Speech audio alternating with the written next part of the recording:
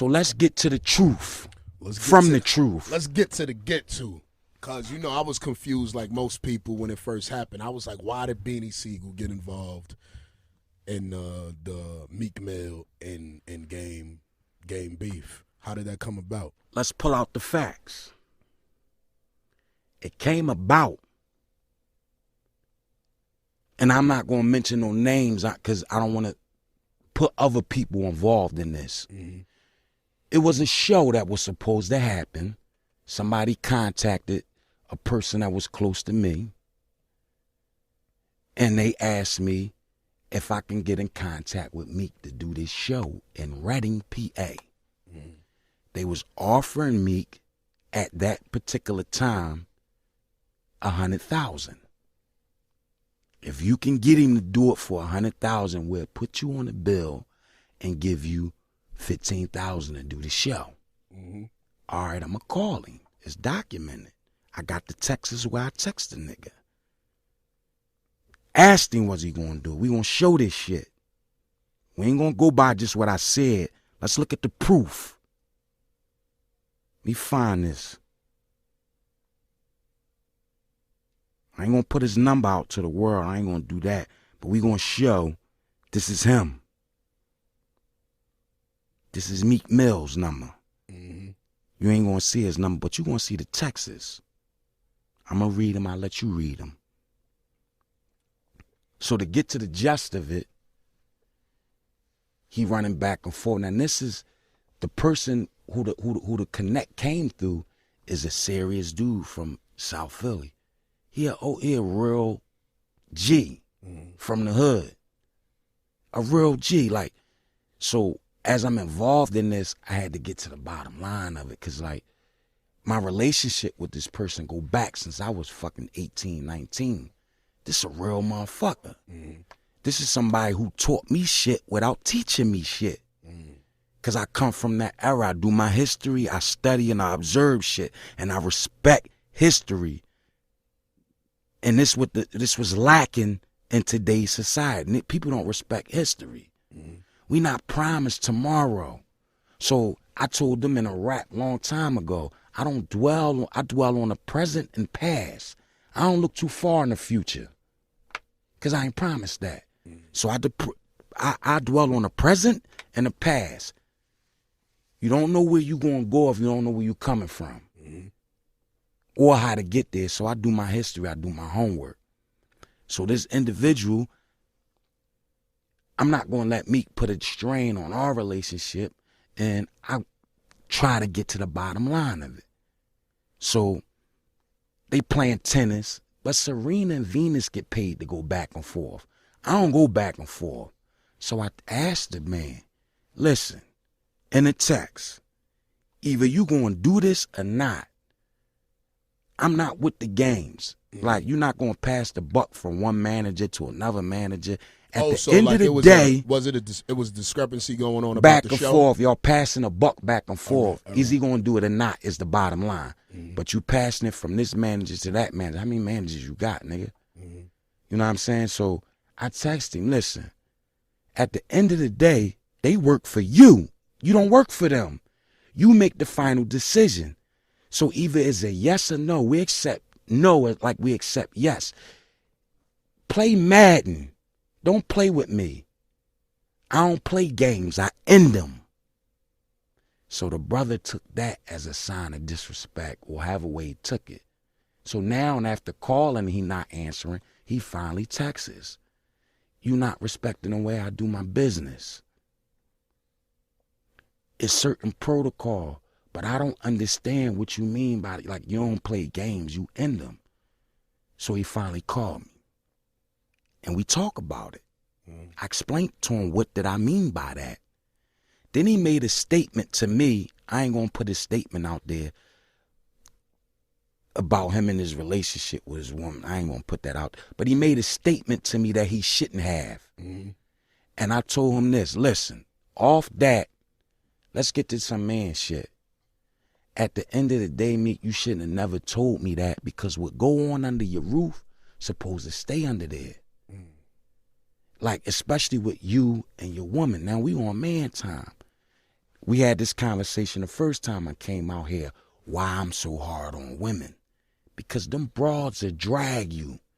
If you don't come in the door strong, you got to come in strong from the door. They'll drag you, especially a chick who don't need you, especially a bro who got a bankroll.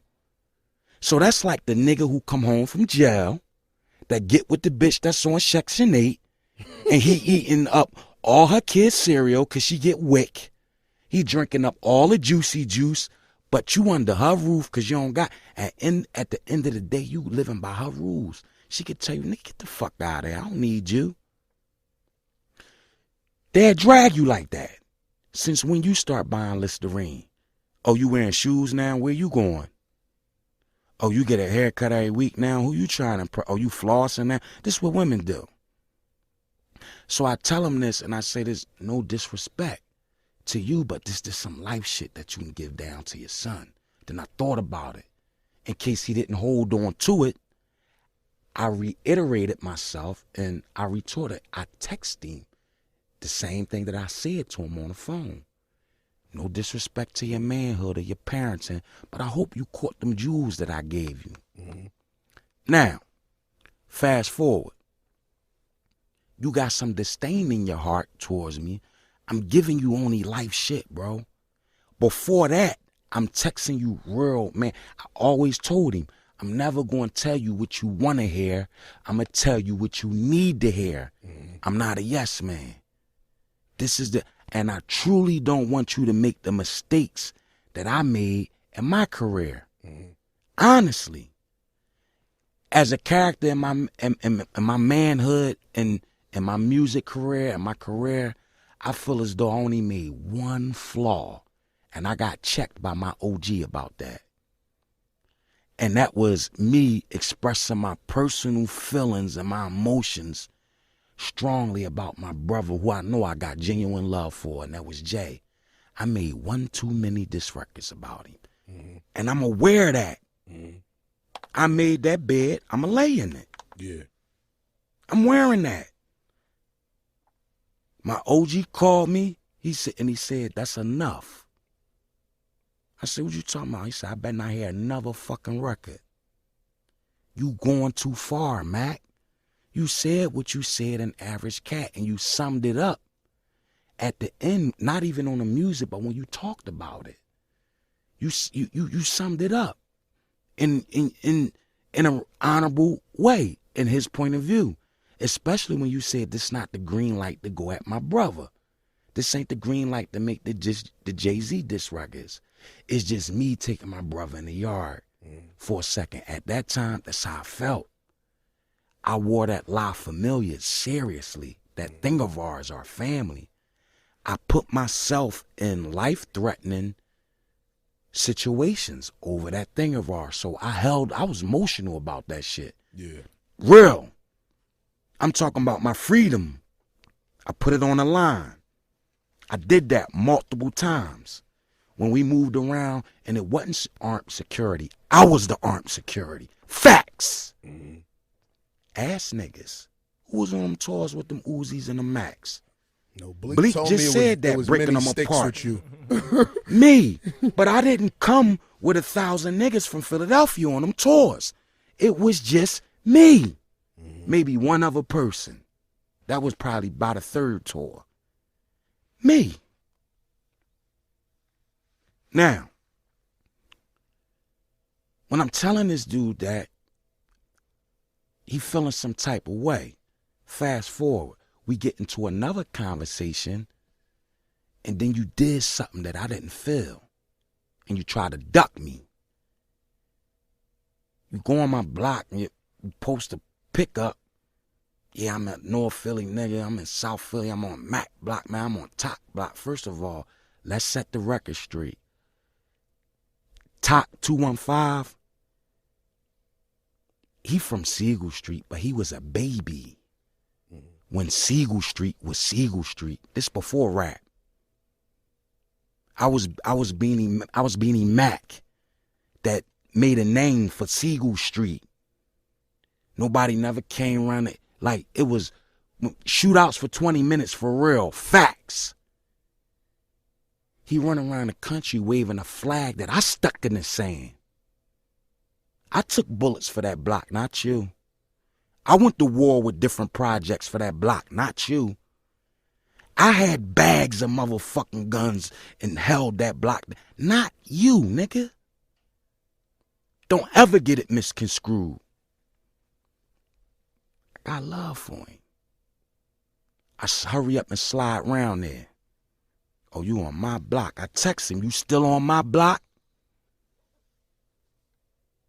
My mother see this text. What's going on with you and Meek Mills? Nothing. Why you say that? Yeah, he just posted something on the gram that my nephew showed it, and she said she heard the disdain in his voice. Like he was being arrogant. Yeah, I'm on Mac block. Haul ass round there. What that mean?